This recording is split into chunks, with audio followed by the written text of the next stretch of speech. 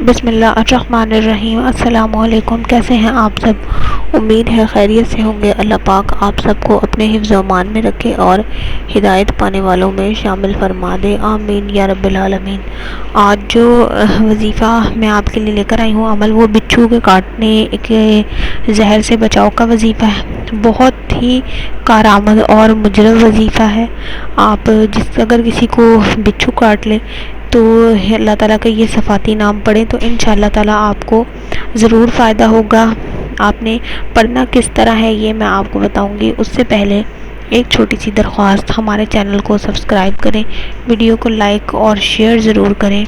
Share صرف اس نیت سے کریں کہ کسی کی پریشانی آپ کی وجہ سے حل ہو جاتی ہے تو آپ کی یہ کوشش آپ کے لیے صدقہ جاریہ کا ذریعہ بن جائے گی۔ اب آپ نے یہ وظیفہ کس طرح کرنا ہے؟ اگر کسی کو بچھو یا کوئی زہریلا جانور کاٹ لے جس کی بہت تکلیف ہو، اس کے لیے ہے یا واسع، اللہ تعالیٰ کا صفاتی نام، اللہ تعالیٰ کی صفت، اس میں مبارک یا واسع پڑھنا ہے۔ اول و آخر ایک مرتبہ درود شریف پڑھ لیں یا واسع پڑھ کر، جس کسی کو بچھو نے کاٹ لیا ہو وہ 70 بار پڑھ کر دم کرے، انشاءاللہ تعالی زہر کا اثر نہیں ہوگا۔